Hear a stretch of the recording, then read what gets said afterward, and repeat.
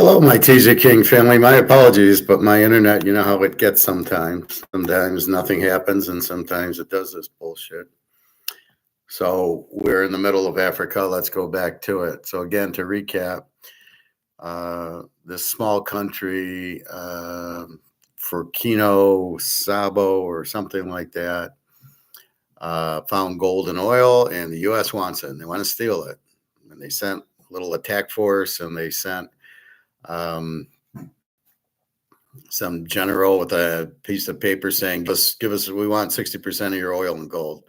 So he told them to fuck off. They then invaded and killed 50 soldiers, which they didn't like. So now we're on part two of this, where now you're getting Burkina Faso's response, and it's going to turn all the way to Israel. So here we go. Let's continue. The world will know. This generation of Africans is not one to be messed with.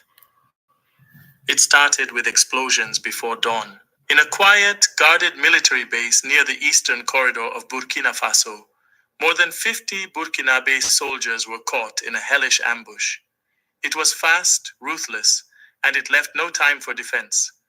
Bodies were scattered, communications jammed, surveillance drones mysteriously disabled, and before backup could arrive, it was over. The timing of the attack raised more than eyebrows.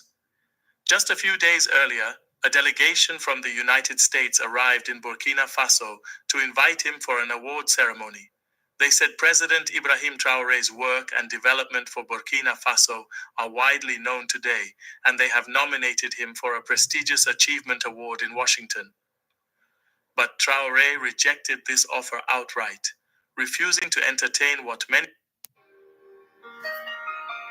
saw as a political trap masked in praise. You know what that sounds like? It sounds like The Godfather when they tried to kill Michael at the end of one, and they said, "Oh no, we'll go meet Barzini, and at my play, it'll be a meeting, and you'll be safe there." And they guaranteed that's exactly what that sounded like. Because come on for an award, and then he'd be assassinated on his trip. That same week, representatives of a major American-backed organization flew to Burkina Faso and were turned away at the gate of the presidential palace. Traoré would not even see them. And now this, 50 great Burkinabe forces dead in a suspicious raid. It didn't take long for whispers to grow into shouts. Burkinabe citizens and analysts began pointing fingers directly at the West, especially the United States. Though official attribution remains under investigation, the public has made up its mind. This is no coincidence. They say this is punishment for not kneeling. In the capital, posters of the 50 fallen soldiers were printed and placed across government buildings and public spaces. A massive national funeral was held, schools closed, flags lowered.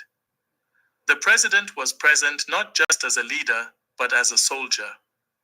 And while others mourned, he began to plan. In a hidden section of the capital, Ouagadougou, where industrial silence meets strategic secrecy, new life was breathed into a facility once meant for repairs. Now it's a weapons manufacturing plant, discreet, secure, and 100% Burkinabe controlled. Inside, drone missiles are now being built from the ground up. Not imported, not donated, built. Traoré has triggered a quiet arms race in the heart of West Africa, and Burkina Faso is not bluffing. Military engineers, many of them young graduates from national universities, are working day and night producing unmanned aerial systems that can patrol borders, track suspicious activity, and even strike when necessary. The message is clear: never again will Burkina Faso be caught off guard. And Traoré isn't alone. Russian special forces touched down just 48 hours after the deadly attack. Not on holiday, not for diplomacy, but for war readiness. Alongside Burkinabe troops, they are now leading intense joint military drills, simulating border defense, drone warfare, and anti-terrorist operations. Traoré didn't go to a foreign power asking for help. He brought them to his land on his terms. These are not mercenaries acting on foreign contracts. These are allied instructors empowering local forces to become self-reliant. Russia sees in Traoré a rare kind of African leader, uncompromising, fearless, and focused. Sources close to the presidency say that 5 drone squadrons are now under development, each programmed to respond to unauthorized military presence within Burkina Faso's borders. Some of them are already operational, conducting real-time surveillance missions over the country's most vulnerable regions. And then there's the human element, the soldiers. You would think the loss of 50 men would demoralize the army, but the opposite has happened. Enlistment is surging from the north to the south. Young men and women are volunteering for military service. Communities are offering food, tools, and land for training grounds. Traoré's government has rolled out a new national defense strategy known internally as Operation Kulpelgo, which includes nationwide defense training for civilians, border fortification with AI-enhanced sensors, anti-drone defense systems, and military production zones with 24/7 surveillance. But perhaps the most impressive move is this. Traoré has redirected $300 million, once reserved for international aid projects, into domestic military innovation. Burkina Faso is now investing in its own defense, not begging for scraps, and the results are beginning to show. Across the hills of Kaya and the plains of Fada Ngurma, a new sound echoes through the morning breeze. The sound of boots marching in rhythm, farmers lifting rifles, and young women leading chants. It is not just soldiers who are preparing now, it is the entire population.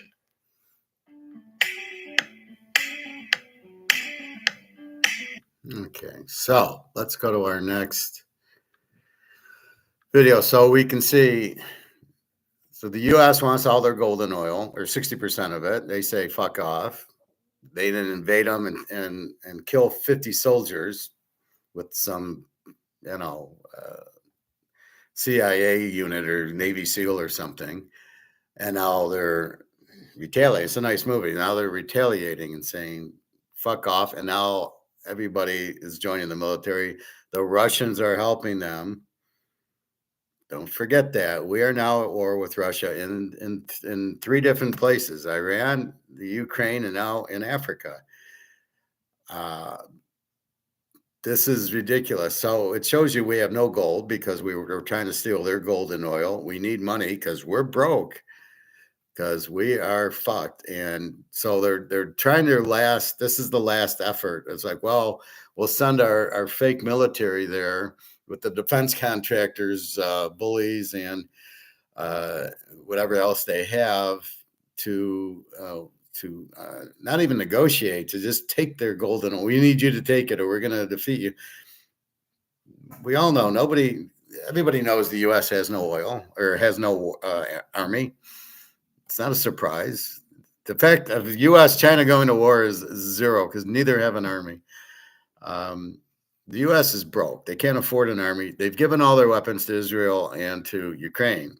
Now they're going to fight another war with Africa with no weapons, mind you, and going in on their own. There's no Ukraine or Israel to fight for us. Yeah, Trump's got his head so far up his ass, he doesn't know what day it is. All right, let's go to the next one. So they wanted it. They then killed 50 people, the U.S., and now here's the retaliation. Part 3 of the movie of only this isn't a movie. And yet what followed was not collapse, but a call to before the sun could rise. 50 Burkina soldiers were already gone. Not from disease, not from natural disaster, but from a brutal surgical military strike. No warning, no time to defend, just silence. And then fire. They did it at 6 a.m, the U.S. That's our army. We'll get them at 6 a.m. because we can't fight them head on. We'll get killed. Yet what followed was not collapse, but a call to arms unlike anything the African continent has seen in generations. Welcome to Heroic Africa. Today we are not telling you about a protest or a speech. We are witnessing the birth of a doctrine, a warning, a retaliation. President Ibrahim Traoré, the 36-year-old captain turned head of state, stood at the funeral of his fallen men, not just as a leader, but as a brother in arms. And instead of bowing his head to Western condolences, he raised his fist. Then quietly, something extraordinary began. Drone missiles are now being built inside Burkina Faso. Russian special forces have landed. And across the plains of West Africa, the people are no longer waiting for protection. They are becoming it. This is our brand new dual lens. The plains of West Africa, the people are no longer waiting for protection. They are becoming it. So let me ask you, if 50 of your sons were taken from you by forces cloaked in silence and denial, what would you do? This isn't about revenge. This is about survival, about dignity. And for the first time in decades, the world is seeing a new kind of African leadership, one that refuses to kneel, and one that prepares to strike not just with weapons, but with unity, technology, and national spirit. Stay with us as we uncover the full story behind what may become a turning point in African history. Subscribe if you believe the truth matters more than the headlines. Share if you stand with President Ibrahim Traoré and the right of every nation to defend itself from the shadows. It began with a stillness too perfect to trust. In the early hours before dawn, a military base near Burkina Faso's eastern corridor, the kind of place where routine meets fatigue, was thrown into chaos. Surveillance drones had gone dark. Communications were silent. Guards on night patrol saw nothing, heard nothing until the air exploded. The attack was fast, merciless, and left no chance to fight back. Over 50 Burkinabe soldiers were killed in what analysts now call one of the most precise ambushes in Sahel military history. Bodies were scattered across concrete and dirt. Reinforcements jammed by signal interference arrived too late. And yet, the horror of the event was not just in its brutality, but in its timing. Just days earlier, a high-level delegation from the United States had visited Burkina Faso. The purpose to invite President Ibrahim Traoré to Washington, D.C. to receive an achievement award in recognition of his government's leadership in development. No. The purpose was to steal their gold and oil. That was the purpose. And anti-terrorism. But Traoré refused. No press conference, no polite decline, just a flat rejection delivered with the kind of conviction that leaves no room for negotiation. The same week, an American-backed NGO arrived in Ouagadougou seeking a closed-door meeting with the presidency. They were turned away at the gate. The president would not meet them. No photo ops, no speeches, no smiles. And then, the ambush. To many inside Burkina Faso, this was not coincidence. To the public, this was retaliation, not by Traoré, but against him. Within hours of the news breaking, whispers became shouts. Was this punishment for refusing to play ball with the West State media didn't name? Why aren't they talking about the gold and oil they wanted? So you got to be careful who you listen to. But yeah, it's because he wasn't going to give them the gold and oil. That's why they retaliated, not to give them some medal or some bullshit like that. Names. The official investigation remains open, but the streets had already reached their conclusion. Posters of the 50 fallen were plastered on city walls. Radio hosts wept live on air. And in Ouagadougou's central square, thousands of citizens gathered, fists in the air, chanting not just in grief, but in defiance. Schools closed, flags were lowered, and the president, often elusive, careful, calculating, appeared before the nation not from a podium, but in uniform. There was no speech, only silence. And then a single sentence, never again. Behind-the-scenes preparations began. In a forgotten corner of the capital, an old repair facility once used to maintain civilian transport vehicles was sealed off from the public. Engineers, mostly in their... See, okay, we already heard that. So what happened was the U.S. interfered with the drones that they had because they sold them the drones and they controlled them. And so they turned them off. And so they couldn't use drones to see what was happening. And the communications went out. So now they're saying, fuck you. And they're not trusting it. So they're building their own drones. So we won't have these little chip problems where they're turning them off. This is the problem when you need to buy U.S. weapons, that they can turn them off and all this bullshit. So you got to be very careful. That's why you do your own thing. It's like listening to some idiot talk about stocks or Rick Root or somebody. you can't trust them because they're idiots. They don't know what they're saying, and they're talking about lies. Jim Reichert, Peter Schiff, they don't know what the fuck they're talking about. So you can't listen to them and trust what that's coming out of their mouth. Oh, we can just keep printing all the money we want. It won't matter. Bullshit, it won't matter. What are you, crazy? So that's what happened. They relied on the drones they got from the US or France or whoever, and it didn't work because they turned them off, and they couldn't. That was a sneak attack. So now they're making their own drones, and they will work because they're doing it on their own. And that's the point. You cannot trust these people. And it's got to be very careful. Who do you trust? And I always trust the Joker. That's just me. 20s were brought in under tight surveillance. The building was stripped of its old equipment. And then, like the turning of a page, a new purpose emerged. The site became a military manufacturing hub, discreet, indigenous, controlled entirely by Burkina Bay forces.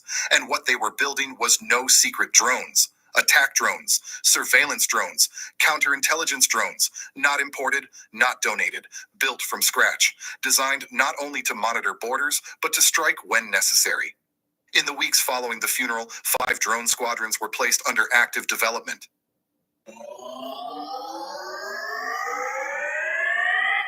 Everyone's out here with their 5 drone squadrons were placed under active development.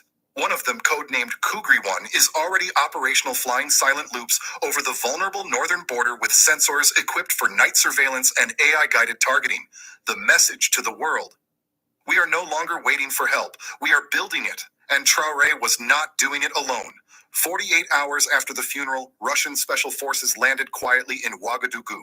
They didn't arrive with cameras. They didn't post on social media. They went straight to work, training, coordinating, and simulating drone warfare scenarios with Burkina Bay troops. It wasn't an occupation. It wasn't charity. It was something more dangerous, an alliance. Sources close to the military say that what's unfolding is not just a tactical reaction. It's the first phase of a new national doctrine, one rooted in self-defense, but loaded with the symbolism of sovereignty. And the soldiers, you'd think the loss of 50 comrades would demoralize a national army. Instead, enlistment spiked. Young men from Kaya, young women from Bobo Dioulasso farmers' teacher. Okay, so we got this partly in the other video. Now, this is the latest thing. They're threatening not Netanyahu because the Russians told them the Israelis are also behind this. And now they're going after the balls of Israel, not Trump. Although I'm sure Trump will pay for it too. Must declare asset. The notice arrived at 6:47 a.m. Jerusalem time. A single-page statement. Signed by the president of Burkina Faso, Ibrahim Traoré. Stamped with the seal of his transitional government. No ceremony. No press conference. Just 274 words that would shift the balance of power across 3 continents. Within hours, emergency meetings were held across Tel Aviv. Intelligence briefings were scrambled. Israeli media blacked out the report. Just get to the fucking point already. The African press, they lit up like wildfire. Because Traoré's message wasn't just political, it was personal. It wasn't a request. It was a line drawn in sand, and Netanyahu was already standing on the wrong side. Let's rewind. Just 4 days earlier, leaked reports from a confidential summit in Nairobi revealed something explosive. A covert initiative spearheaded by Israeli diplomats and private contractors aimed at reshaping West African alliances. The operation had a name, New Frontier, but its mission was old. Manipulate regional leaders, contain Traoré's influence, and expand economic control. But the leaks didn't stop there. Voice recordings, memo drafts, a diplomatic, bacchanal message from Tel Aviv to Abidjan, and buried inside one of those memos, a single phrase that ignited a continent. Traoré's rise must be neutralized before Q4. That's when it happened. The silence from Ouagadougou broke. Traoré appeared on state broadcast, not flanked by advisors. It's not reading a pre-written script. It's just him, standing firm, addressing not only Netanyahu, but the world. And his words, Africa is not a chessboard, and I am not your piece. Then came the notice, a formal demand. Israel must, within 30 days, cease all covert activity, resource extraction, and political interference within the West African bloc. All military advisors linked to intelligence operations must withdraw. All shell companies operating in Burkina Faso, Mali, Niger, and Guinea must declare assets or face immediate seizure. If Israel refused, Traore warned that a coordinated diplomatic push would follow, calling for the closure of Israeli embassies across 14 African nations. Don't you love AI? This wasn't just posturing, it was a shot across the bow. And in Tel Aviv, the reaction was swift and divided inside Netanyahu's war cabinet. Panic met arrogance. Some believed Traore could be dismissed, that his words would fizzle in the news cycle. But others saw the danger, especially after South Africa, Senegal, even Nigeria expressed solidarity with Traore's right to confront foreign influence. Then came the protests.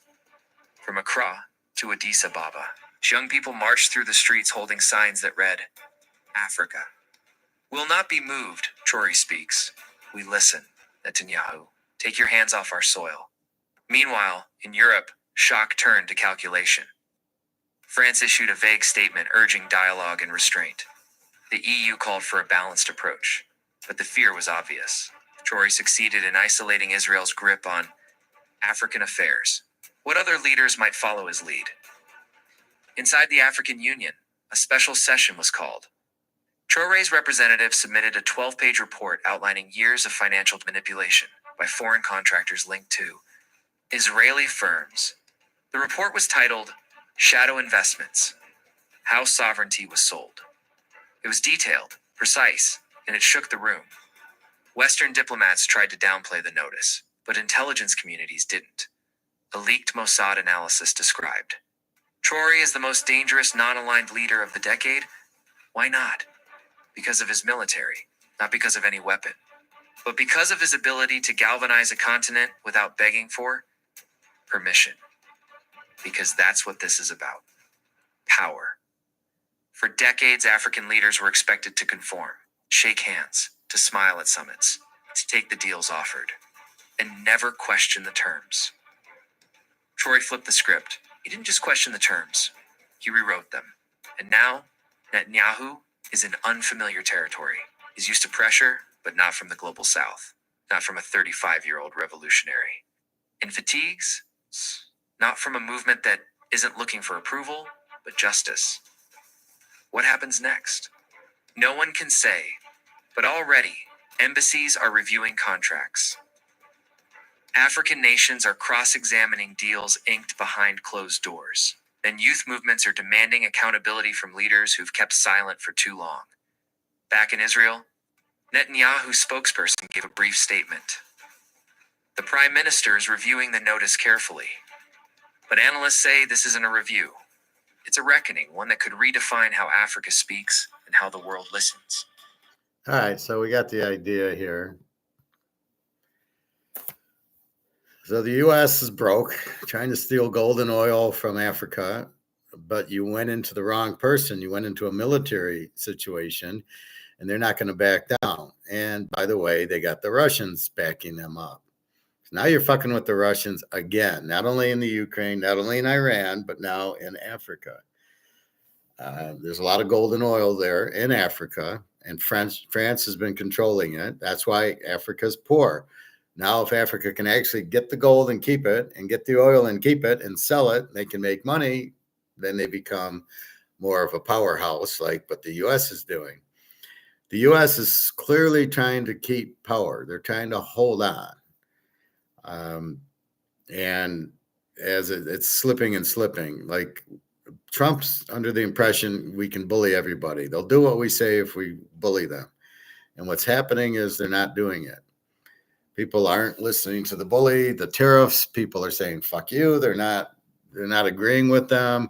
And everybody's running into BRICS. And BRICS will stop this. BRICS will come to Africa's. I wouldn't be surprised if all of Africa goes into BRICS. Most of it is. We know Zimbabwe did a gold-backed currency. So there must be a shitload of gold in Africa, which the U.S. and France has been stealing from them. So this is curious. So what do we have in Fort Knox? We have 0. Why? Because obviously we need to steal gold from this because we're broke. And they understand the only thing that you can survive is what Egon just said. Gold is freedom. Gold can't be printed. Gold comes out of the ground and that's it. And so that's all you have is the gold. You cannot use fiat money. This is worthless. And as I say, so is this. And if I had any other currency, I would hold that up saying this is the British pound, Canadian, Swiss franc, ruble, won. It's all worthless bullshit fiat currency because if it's not backed by anything, it's worthless. This is not backed by anything. It's worthless. Gold is gold. It is not worthless. Bitcoin, stablecoin are worthless. They're not backed by anything. Get out of your dollars. I keep trying to explain that, and yet some people just can't understand that thing.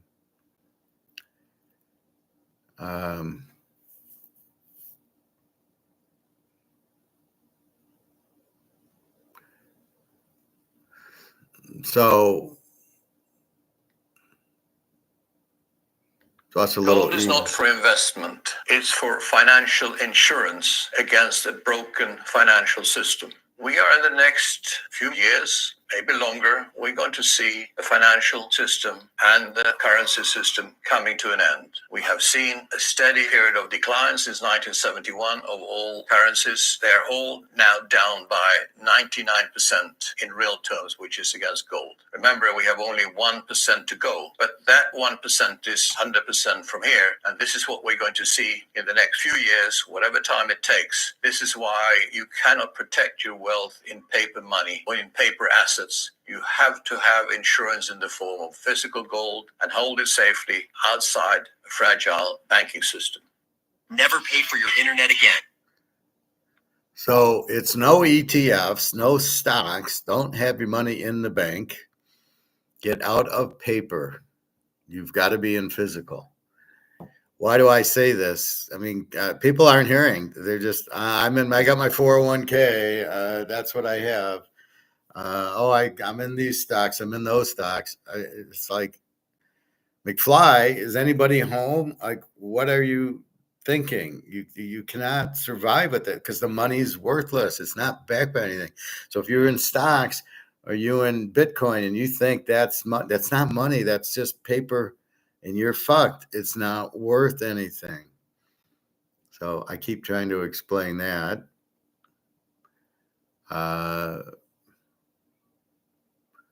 China has a little unemployment For decades, problem. China's economic engine ran on China's jobless crisis. Millions unemployed, no aid, millions fired. China's workforce is vanishing.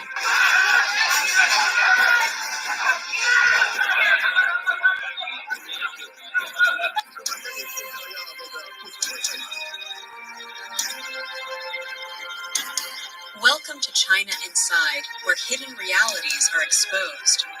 Every day, we bring you what state media won't. Let's begin. The factories have fallen silent. The offices are empty. And across China, tens of millions are out of work, with no severance, no support, and no way forward. What began as scattered layoffs has become a nationwide collapse. From manufacturing towns to urban tech hubs, China's workforce is vanishing, and no one is sounding the alarm. For decades, China's economic engine ran on a simple formula: mass labor, rapid industrialization, and nonstop urban expansion. From the 1980s onward, millions of people migrated from rural villages to bustling factory towns and megacities, powering an export machine that turned China into the world's factory. Real estate boomed. Technology hubs thrived. White-collar jobs exploded across finance, e-commerce, and logistics. By 2010, employment was not just plentiful. It was the backbone of China's growing middle class.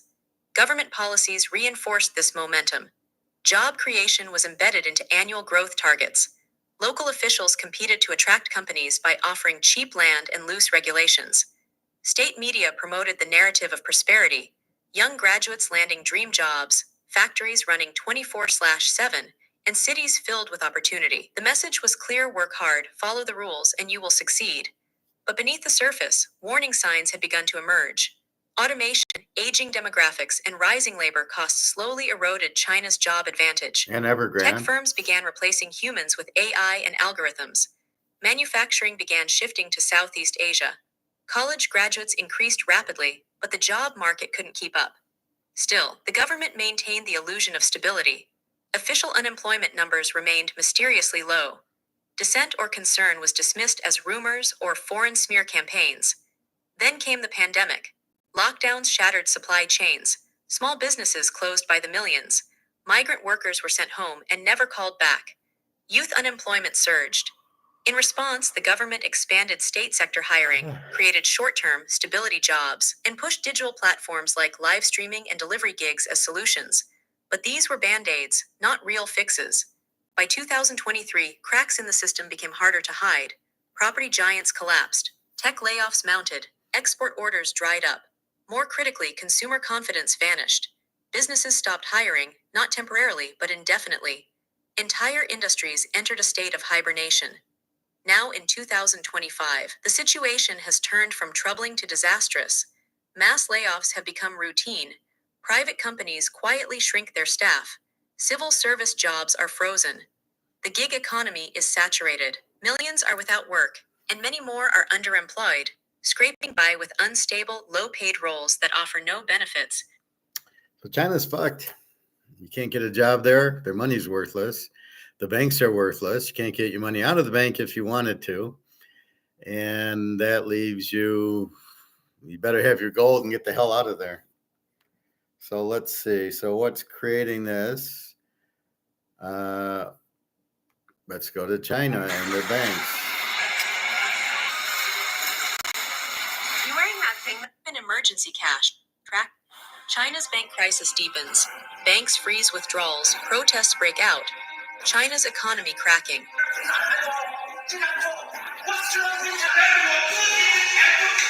They like to yell, don't they?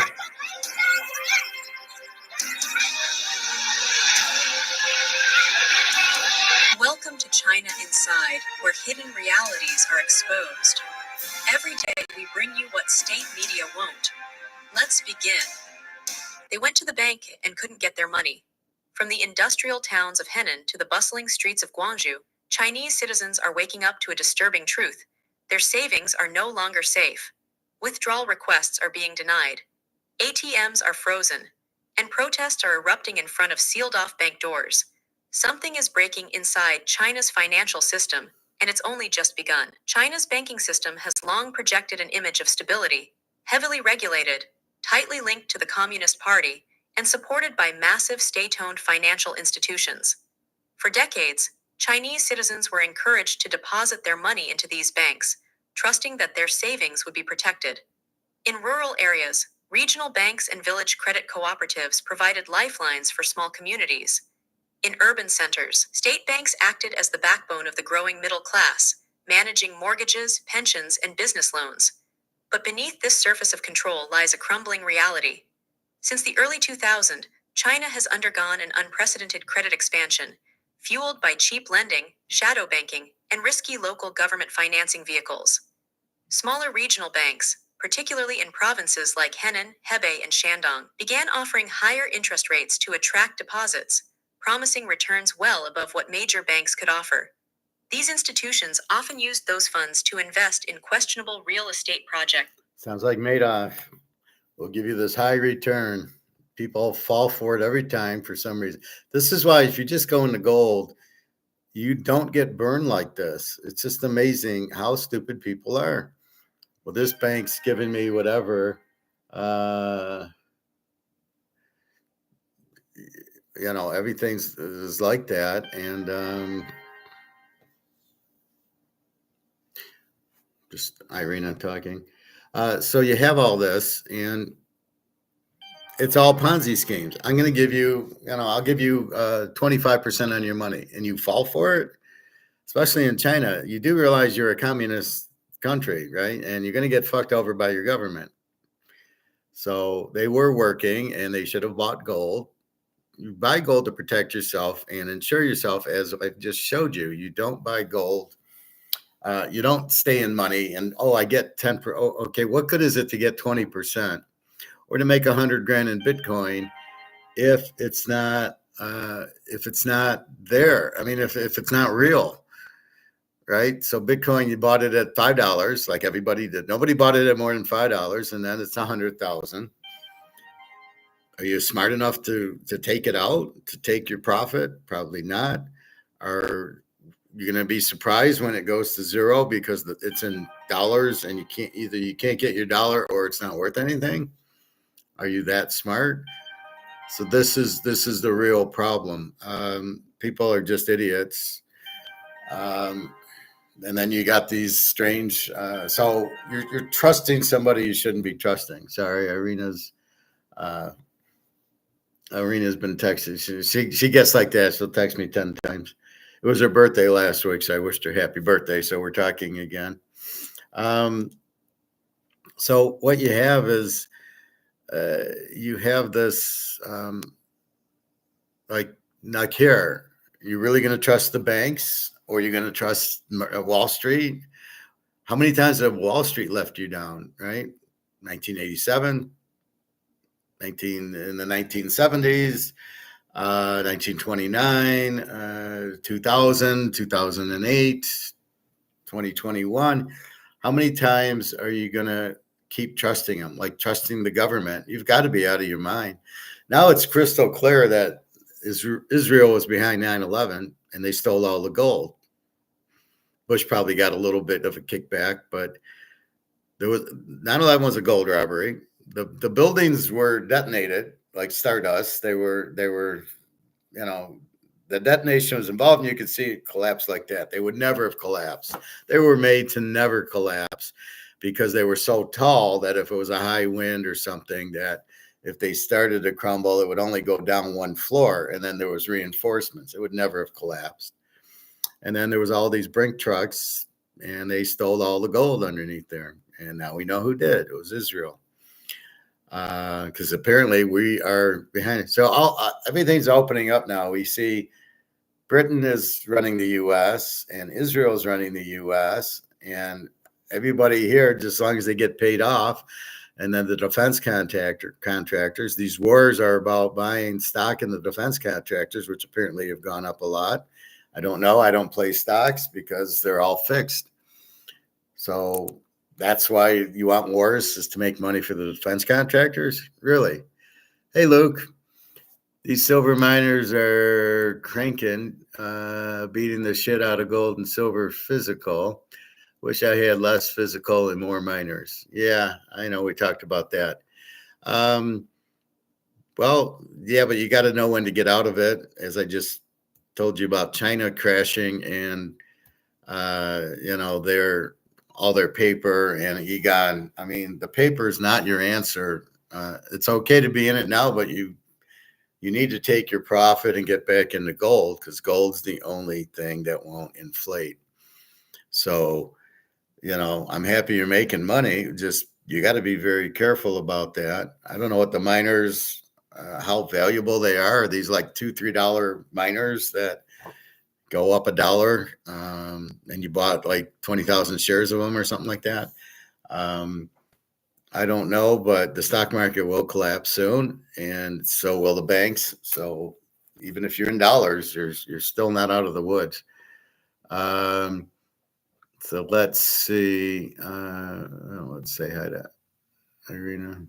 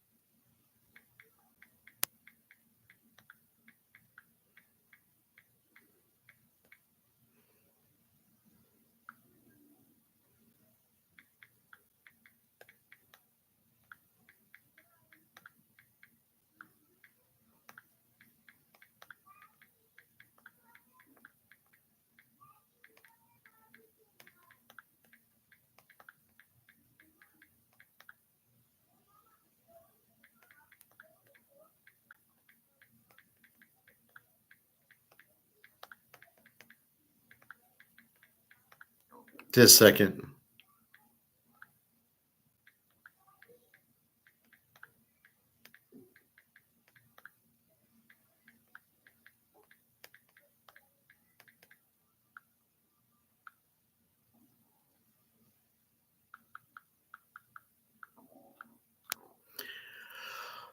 All right, where was I going? Well, we'll look at gold. So anyway, I mean, it's risky what you're doing. The gold and silver miners have it in the ground, but it's still dollars. You keep missing that point. Is you're in dollars, you're in paper, not in gold and silver. You're in gold and silver to get out of paper because that's where the risk is. Is like in China, you can't get your money out of the banks, like I just showed you.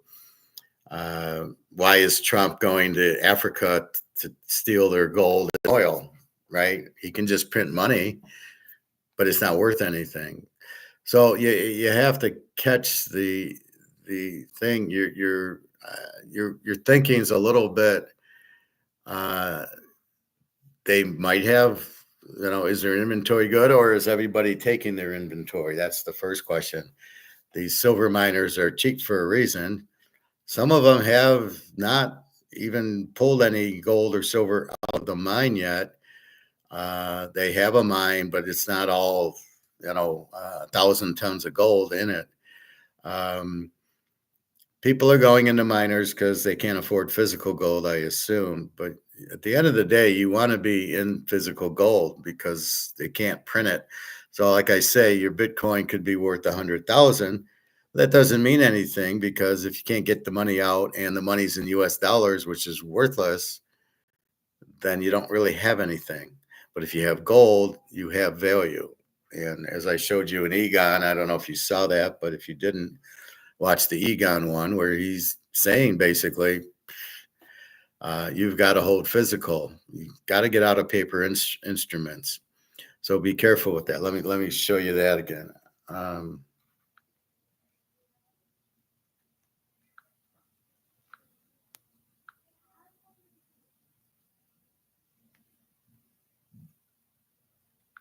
The American author Ralph Waldo Emerson said, "The desire of gold is not for gold, it's for the means of freedom and benefit, not just for gold itself." That means gold is for, as we are all the time telling our investors, gold is for wealth preservation. That is freedom. We are now entering an era when the financial system and the monetary system are going to implode. Whether that happens in the next few years or it takes longer, it doesn't matter. The time is right now to ensure your wealth or whatever savings you have. And the best means of doing that, as Emerson said, gold is for freedom. It means you hold gold in physical form, store it outside the banking system in a safe jurisdiction, and you don't worry about it thereafter. You don't look at the price. You don't look at the fluctuations. You just know that you are going to have life insurance here that will last for you and for your family.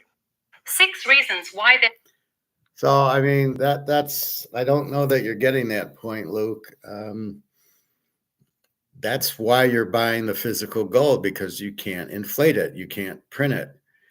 It's huge demand, as you can see here in Africa. Trump's going in to try to steal their gold. Well, why? Because we don't have gold. We need gold. He needs the gold. Well, why can't he just print money? Because the money's worthless. So this fundamental point seems to be eluding you. If you want to be in stocks, I don't get it. You're making, but the money you're making is worthless. So you're making money in the stocks that is worthless. The miners have the gold in the ground, maybe. I don't know that they have the gold in the ground. They just have a mine where maybe there's gold. Can they get to it? How expensive is it going to be to get it out of the ground? And are people going to come and buy it? So there's a reason the silver and gold miners are $5 a share. Now, Newmont Mining, I got out of that in a while. It went from $60 to $40. I don't know what it's at now. Why don't we take a look? So Newmont Mining is a pretty big company.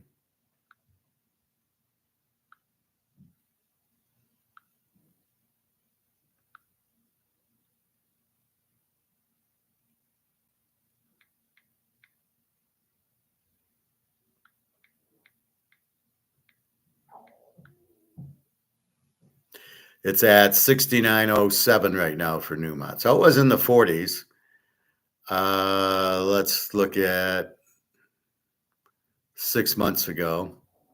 So you can see it was in the 40s, and now it showed up to in August at 69. Okay, but it was 60, it went down to 40. So if you held it at 40 at 60, you made some money. But if you had the gold, you made more. And you have risk. Here, okay, you have 69. At what point are you going to sell it? You're just going to hold it at 69.07 and it goes to 80, whatever. Then you have to get it out and you have to sell it and take your profit. And that's the hard part. At what point do I sell it?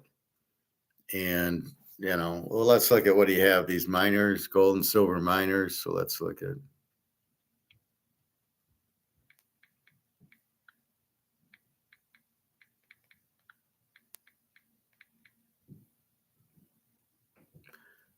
Gold, silver mining stocks. So we probably have these.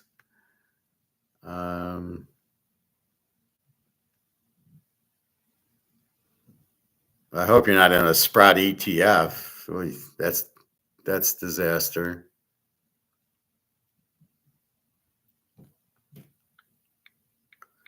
Let's see. I know a lot of these are cheap.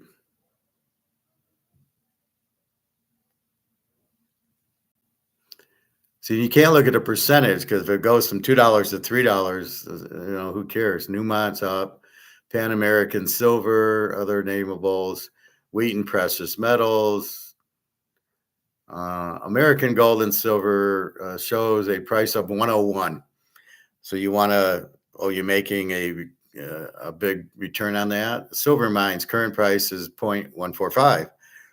So I don't know if you're talking about these cheap ones or Newmont Mining and Barrick Gold and stuff like that. But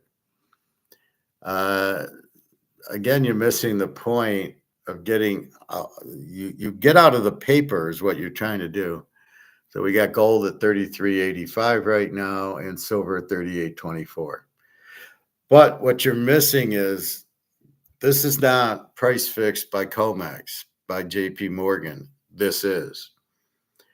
When this blows up, because BRICS will start physically pricing it, now you're in here cheap, watching it run up.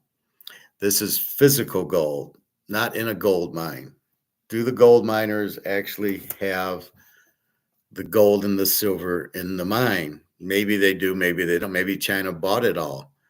China's going right to the mines, getting the dory, and then going to Switzerland and then turning it into silver and gold. So how much is there and their cost? Can they get it out of the ground? Is there legal problems with the governments and stuff like that? There's a find in Argentina and Colombia, I think. There was a mine they found, but they can't get it out. The governments, are fighting over it. So,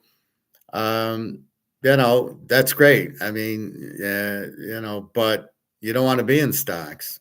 And again, at a certain point, you can say this and that, but you're missing the game. You're missing the whole game. So you can say, well, we bet on Mahomes and he's losing 10-0. Ha ha, he's losing 10-0. Game ain't over yet. Game is not over for this, right? So the miners will do well until the stock market crashes, which is going to happen. And then when the gold runs, then you're going to say, geez, I wish I was in gold and silver. Well, I mean, if you want to go sell your gold and silver, go sell it. Then you won't have protection. And then when the market crashes, then you're going to say, geez, I wish I had my gold and silver. So I don't know, Luke. It's I'm not sure where you're coming from. You can make a little money in it, okay, but you're taking a huge risk in the stock market. I mean, if we have to go and kill 50 people in Africa to try to get their gold and their oil, I mean, we're in big trouble. We're in a lot bigger trouble than we thought, that we're broke and we need to do this. So keep that in mind. We'll get retaliation. Our army's depleted. We have no weapons because we gave it all to Ukraine and Israel. So, you're playing a dangerous game is all I can say. So you have to learn to take your profit and move it into gold and silver. If you leave it there, you'll make money only when you sell. And if you don't sell, you're not going to make any money. And then when the market crashes, it's going to be every stock. It's not going to be, well, wait, let's leave the gold and silver stocks. Let's leave them available. And so you're missing some of those key points. I was in Newmont Mining and I day traded it to death because just watching the gold chart. But I got out of that because I want to own physical. I'm much happier in physical than I would be in the stocks. Now we just saw Newmont went from 40 to 69, which is great, but only because these people cannot afford $3,000 an ounce gold. They go and they go, for $69 a share, I'll buy 10 shares or whatever. It cost me less, and they think it's just going to go up. But the market is going to crash. And that's the key. And you're missing that point for some reason. I don't know why, but my advice is to get out of that as quickly as you can. And yes, of course, everybody can play Monday morning quarterback. Oh, what do you say? I wish I had less physical and more miners right now. In 6 months, are you going to feel the same way? When gold hits 10,000 an ounce, so you think your miners are going to go up. It's in paper. And the market will crash. So the miners aren't going to go up. They're going to go down. They're going to go out or very low. And it depends what you got. You got these little $5 ones, they'll go out. If you got Newmont, okay, that'll go up a little bit, but you can see what's happening. So again, the market's controlled as much as COMEX is. But COMEX is ending, and Basel III and the Russia and the China are taking over it. So keep that in mind. You're in dollars that are worthless. And I think you're missing that whole point, that the dollars are worthless. So you're making money now. You're making dollars, not gold. And what you want to make is gold. So keep that in mind. It's like the guy with the Bitcoin. Yeah. Okay. Now it's out. I saw it 113 yesterday. Well, it only works if you sell it. We don't have to sell our gold because we know the gold's so undervalued that we're waiting for the gold to go up. But the dollar is gone. I mean, that's not coming back. So things in the dollars are going down. And, I don't know how else to explain it. It's, you're doing well in one stock. Okay. I'm happy for you, but you're in the wrong game. You're not, you don't want to be there. You want to be in physical because physical is going up, right? Physical is just starting to go because when all the dollars go out and all the stocks go out and your house value goes to zero, the only thing with value is gold. So I'm 5 steps ahead of you, right? You're kind of struggling with that. Like you want to ignore that I'm 5 steps ahead, and you want to say, look at I'm in the silver and gold miner stocks, just like I'm in Bitcoin. Yeah, in the second quarter, Frisco is beating Kansas City 10-0. But let's look when the game's over. Oh, KC won. That's what I'm looking at when the game's over. When the game's over, gold will be 20, 30,000 an ounce. So I'm not worried about it now. I'm just, as Egon said, I just got it put away, and that's God, it's a phone. You got it put away, and that's it. And I'm not really looking at anything else.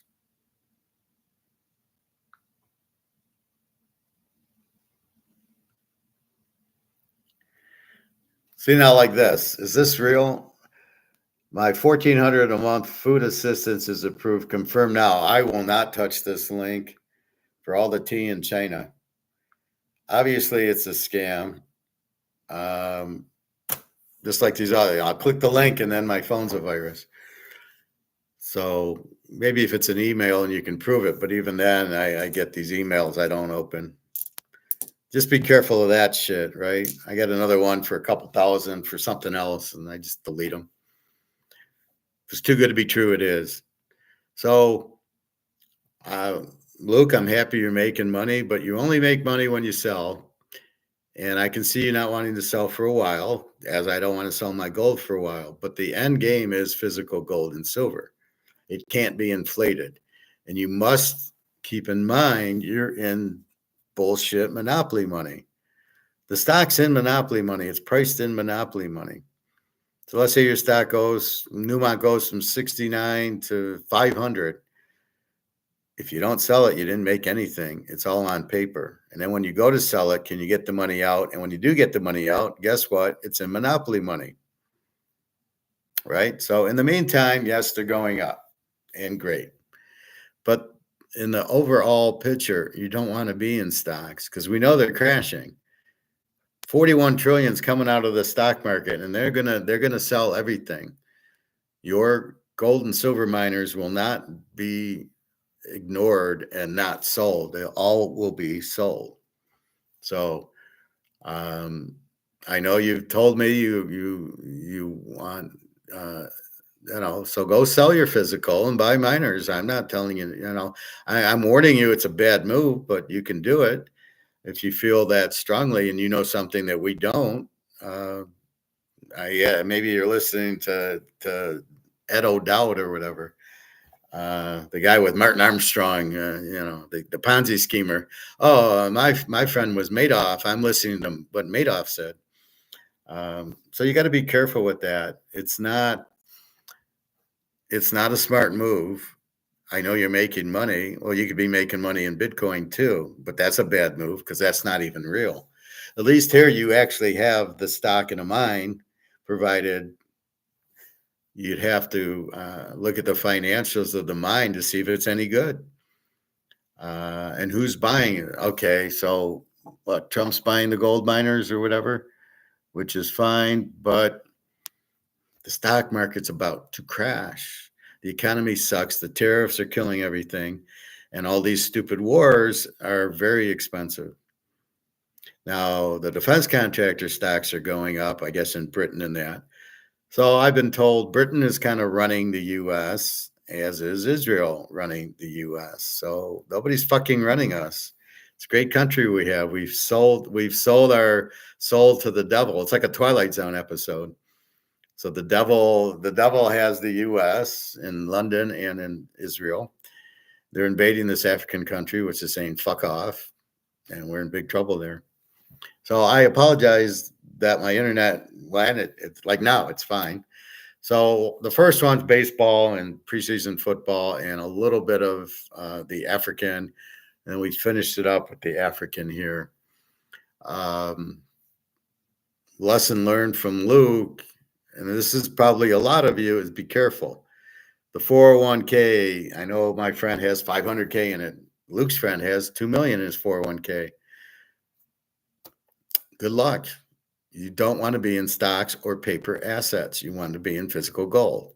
So you can play that and you're taking a huge risk. And when it drops, and it will, you're going to be in trouble. So I'm not quite sure, if you want to ignore me, then that's your option, and do it at your own risk. But I am not advising stocks. I have been out of them for years, and I've been buying my gold, and I've doubled my thing from 1,700 to 3,400, and I'm going to double it again when it hits 6,800, and when silver goes to 1,000. I've been buying it at 2025. I make a pretty penny on it. But you're missing, what you're looking at now in the second quarter. I'm looking at as the game goes on, silver starts jumping. I mean, silver was $20 and now silver is, it's $38. It's $38. It was $20. So we made a lot of money on silver and it hasn't even moved yet. Wait till it moves. And gold, 33.87. It's having a tough time getting to 34, but it will.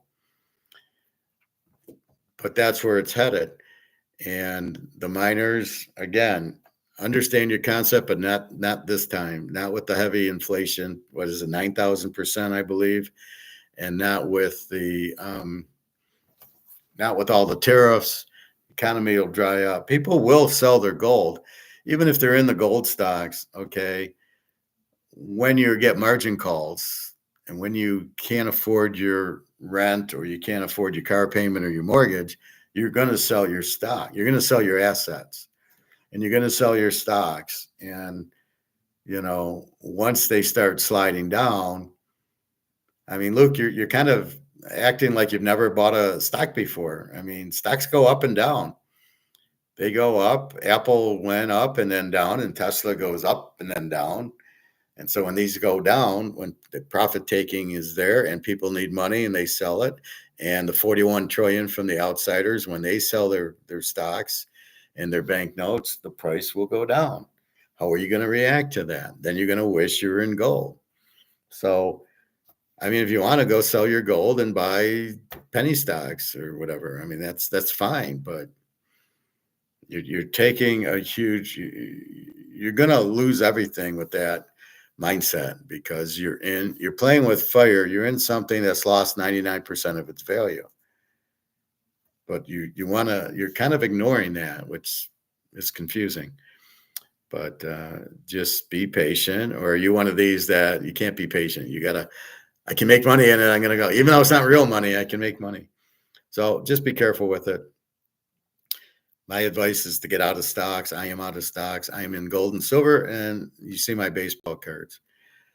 You'd be better off selling the stocks and buying Mantle cards or Rolexes. You'd be much better off, because they're not going to lose their value. The stocks will crash, as we've seen 2008, 2000, 1987. Too many times the market has crashed, and too many times it's all bullshit. So you want to play that game, you must understand the risk. And all I'm trying to do is advise you of the risk. And all I'm trying to do is say, you have no risk in gold and silver. So if you want to take this risk and wake up every day as the market crash, that's okay. But you must understand the game you're playing. It's a bad game, but okay, you're playing it. So I wish you well, but you have to have, what's your plan for selling? Do you have a plan for selling? Do you think the stocks are going to do what the gold does? So when the gold hits 10,000, the stocks are going to be up and you'll be rich, except for your money's in paper, which has no value. That's the key that you're missing. But okay, I can only tell you 15 times. You're making you're playing with fire, but I know you're not playing. It's only a percentage of your portfolio, and you want to make money. I get it, but the money you're making isn't worth anything. Understand that. Gold is always worth something. Go back pre-Romans. Go back to the Aztecs. Gold's always the value, because you can't print it. This is printed to fucking death. We're in 3 wars. Believe me, the war, the dollar does not have a value. It's lost 99% of its value. Actually, all the currencies are. So there's going to be a flood into gold. Now you're thinking, well, we have gold in the gold stocks, and the mines have gold. Do they, is the question. If they do, it'll go up, but people will probably go to the gold mines and take the gold out if they can, and that'll leave you no gold in the gold mine. So we'll see. Anyway, good luck with that. Baseball, again, we took Pitt with Scanes, and we took Miami today. That's it. There's only 4 games. Preseason football, we've now moved to Kansas City, Cincinnati in a teaser. Burrow and Mahomes playing. Detroit over 26.5. They won't play anybody because they might get hurt. The Rams is a home dog. Tampa and San Diego is home dogs. Kyle Trask for Tampa should be the quarterback. San Diego, Trey Lance looked pretty good against the Lions, or are the Lions just that bad? I think they're going to have problems with their coordinators. I don't know if the Lions will go 500 at best. So they got to go 9-8. Maybe they get 8 wins. Maybe they get 9. But big defensive problems, and then offensively, you got a new coordinator, and he didn't look too good last week. Well, let's see how they look this week. They're playing at who are they playing at? At Atlanta. So we'll see. We'll see how good they are, but don't know. So be careful playing stocks. You're playing with fire, and be careful playing with Bitcoin. And I know it went up, but when you gamble, let's say we're playing roulette, and you want to, and red's hitting, and you want to, so I'm going to play red. There's a point you stop is when black hits. At what point are you going to stop with stocks or Bitcoin? At what point? So Bitcoin went to 120, now it's down to 113. Why the $7,000 drop? And do you know who's buying it? Larry Fink and the ETFs, Trump, and that other guy, Saylor. Very few people are buying Bitcoin. Very few people can afford Bitcoin at 113,000 an ounce or whatever, a coin. It's not even real. And that's the thing. And I'm sure everybody ran into Madoff too and said, oh, this is great, 15%. And Madoff lasted for like 30 years, right? 1970s to 2000. So it lasted a long time, but at the end of the day, it wasn't real. It was a Ponzi scheme. And even people that made money had to pay it back. And that's what you're in Bitcoin. And you got to be careful with any stock, even if you're in Newmont Mining or Barrick or any of those. You must be careful. They're up a little, but they're it's time for gold because the gold price is going up, but because the dollar is also in big trouble. So just understand that you're playing with fire because the dollar's got no value. You'll be lucky to get your money out. It's not going to be easy to sell the stock and say, give me my money and get it out. So just be very careful. I'm not sure you understand you're playing with fire to say, I wish I had less physical and more miners. That's not a real good statement to make, Luke. I'm trying to be kind to you, but be very careful. I'm trying to help you, but you're not accepting the help. You're trying to take major risks, but you don't realize it. So for the rest of us out there, I'm not in the market. And I know people with $500,000 401ks, I tell them to sell it and buy physical. Well, there's a reason for that. The market's about to crash. So why would you want to be in stocks when the market's about to crash? And be careful who you're listening to. If you're listening to Martin Armstrong, you're fucked because he ran a Ponzi scheme. So learn who to listen to. But anyway, that's all I can say. Gold's the only thing, physical gold, that you should be in at this point. The dollar's worthless. The inflation's 9,000%.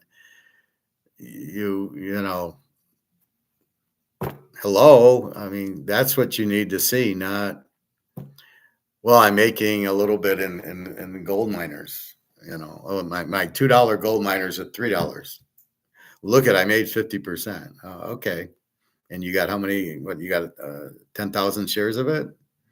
And when it goes down to 50 cents, are you going to then be, oh, I wish I was in physical? I mean, the game is very early in the game for gold to go up, and it's already doubled from 1,700 to 3,500, 3,400.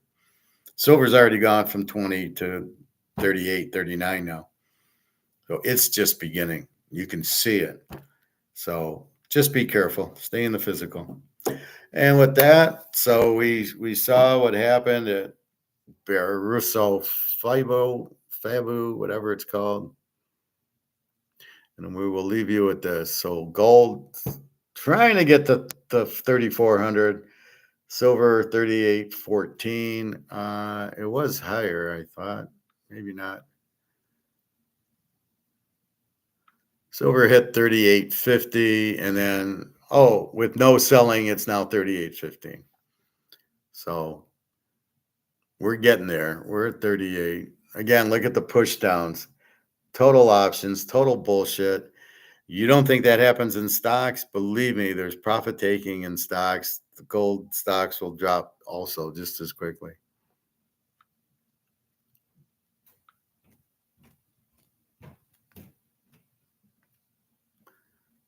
So again, let's review what happened. You had Trump Taylor defies Trump's demand for 60% of their oil and their gold. So Trump comes along and says, I want 60% of your oil and gold, or I'm going to kill you. And he says, fuck you. You're not going to kill me. I got the Russians backing me up.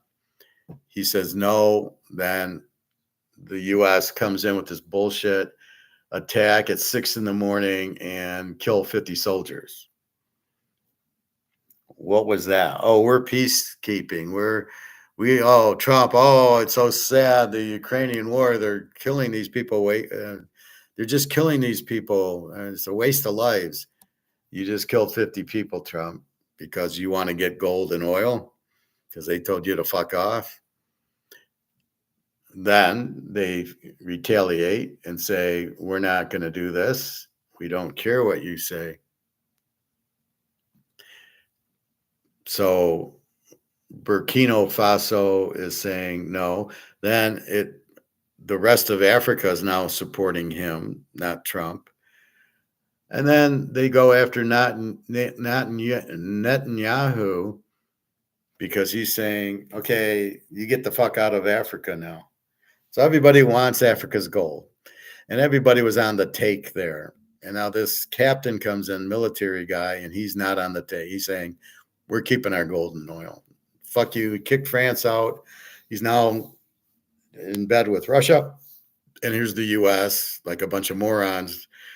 What do you want? You're not doing enough to Russia in the Ukraine and in Iran. Now you want to fuck Russia up in Africa? All he's doing is strengthening Africa. You don't want to let the sleeping bear lie. So that's what's going on in Africa. You can't get your money out of the bank and massive unemployment. And the tariffs went into effect today, I guess, or tomorrow, the 8th, I believe, maybe today. And so why would the stock market go up when you have tariffs and war and everything that's expensive? You can't afford, your debt's way too expensive. I did hear, my friend works at the DOD in Florida, and he says they're like letting go like 1,000 employees have to go. Now there can be early retirements. He's okay, but they got to cut the workforce 1,000 people. And so they're listening because you can't afford to pay them. It's as simple as that. I use the ice cream. I can afford 3 employees because that's how many ice creams I sell, minus the 3 employees, minus the rent, minus buying the ice cream. I can afford 3 employees, and I got 10. Well, I got to go out of business because I can't afford the 10 employees. So I got to either lay them off and get back to 3 or go out of business. But I at least make revenue because I do sell the ice cream. Here, they're not selling the ice cream. Here, they don't sell anything. They apparently go over and try to kill people in Africa and people in the Ukraine, and apparently MI6 and the CIA are behind a lot of this shit. These intelligent agencies that are like kind of really secretive are really a big problem because they do things that, what are you doing? You're not in power. You're just worker bees. So again, the 4 things that he said that were big problems were the spy agencies, the banks, the media, and there was one other I forgot. But those are your problems. Those are your problems. Probably the defense industry. So they're taking matters into their own hands, making it very dangerous for us, spending all the money that we don't have, and it's worthless. So the whole world, except for BRICS, will collapse. BRICS has gold. So Luke, BRICS doesn't have gold stocks or ETFs. BRICS buys physical gold. It's good enough for Putin, but it's not good enough for you. You want to be in the stocks. I just question your logic. Yeah, you're making money, but it's not real money. You don't know when to sell because it's going to collapse. So you have to make all those as I said, when you go play, you go play roulette. Oh, I'm looking for a streak. Okay, red's hitting 10 times in a row. I go when black hits. But if red keeps hitting, I keep going. It's a clear, defined thing. If I'm at the poker table, it's a clear, defined thing. I go ahead and I play my poker. And when I get up at a certain point, I kind of tweak it and see my cards. And when my cards turn cold, I get up and leave. I quit a winner. At what point, when you're in a stock, are you quitting it? Tesla, these gold and silver stocks. At what point do you trust that it's not going to collapse, and do you get out of it? And if you don't know that, you can't play it. Like I said, we bet on Mahomes. So yeah, they're losing in the second quarter. I don't care. I care when the game is over, when it says 0-0-0 and Kansas City won. So I don't look at it. Alex used to do that to me. He'd go, yeah, we're off to a bad start with Alabama or Miami or Georgia or something. Off to a bad start. I don't want to hear that. I want to hear when the game's over, I look at the score because I'm betting the game, not, oh, they had a turnover in the first quarter. We're down 7-0. I don't want to hear that. I don't want to hear anything negative. But then when they're up 7-0, I don't hear from Alex. Only when they're down do I hear from them. But that's the point. We're in the middle of the game. The game's not over. Okay, so these stocks are doing well. Great. I hope you make money, but do you know how to make money? Do you know when to sell it? You didn't know when to sell Bitcoin, and you don't know how to sell this. So be very careful. You don't know how to gamble or invest. That's your problem. You bought physical, but you don't want it. It's just about to go. Of course you want physical. That's what you want. It's cheap. It's going to go 10 times. So yeah, you do want to be in physical. So if you don't get that, I don't know what else to tell you. And then we're not getting out of it because it's so cheap right now. And the whole world's going to collapse and everybody will go into gold and physical. You just heard Egon say it, and I've been saying it for years. You can't keep printing the money. It goes to zero. Okay, enough of that. So have a good day, everybody. Sorry for the internet problems the last few days. Yesterday I did two 2-hour ones. I didn't have any problem. But I noticed my computer was a little slow this morning. So, sometimes the internet's slow around here. Anyway, have a good day. I'm doing a fast, by the way. So I go to my interview on Monday. I can't fit into my suits. They're all like 20 years old, right? Because who buys, I bought a suit. I was married. It was probably 2005. And I bought a suit. And I go to put it on, and I can't button it. And so I found some other pants that were not suit pants, but they were okay. They got the job done. And so I'm like vowing, like, okay, I'm fasting until I get into that suit. I didn't realize I got that heavy or my shape changed. So we'll see. I need to get flat again on my stomach. It's not bad. It's just a little bit. And I need to, clean myself up. I've been snacking a little too much, I guess. So my plan is to fast probably, what's today? Thursday, Friday. I'll probably maybe eat Saturday night, or I'll wait till Sunday. If the room's spinning and the trees are moving, then we'll be quicker. But so I'm on my fast again. I'm kind of upset because I have other pants that were bigger that I couldn't even get close to. So even the pants I found, I could barely, squeeze into. So I'm like, what the fuck? Now I know when you don't use your pants, they don't, they kind of snap back. Like you wear your pants, they're a little tight, but you stretch them out. Okay. And you can fit into them. But, these I couldn't stretch out. My jeans are kind of the little stretchies that you can wear. Anyway, so preseason football, we will run that down. So there's games today. We'll run it down tomorrow, who played, and see what we hear. So we know Burrow, Mahomes, Richardson's playing. Prime Jr. is playing. only because they have to, not because they want to. He's not very good, but because Dylan Gabriel and the other guy are injured, Pickett, they've actually brought in another quarterback, so they don't have to go with Joe Flacco. So it'll be Prime probably for a half, and this other guy probably for a half who stinks. Kenny Pickett with a hamstring injury. What's that about? And then Dylan Gabriel, I don't know what his injury is. I'll have to see that because you should be playing Dylan Gabriel tonight or whenever. Okay, I think that's it. Buy your gold and silver. You cannot lose. It's a lock. It's physical, and you can't inflate it or print it. You can only debase it by taking the gold out of the gold coin. But in our situation, we already have the gold, so you can't really screw around with it. And you got COMEX price fixing it, but the rest of the world's bricks, and they're buying it up, loving the low price. So that's what you have. Just as Egon said, don't look at the price every day. Just go. And this is, you've got to be, I am not in stocks. I played them. I've never really played them a lot because they're made off.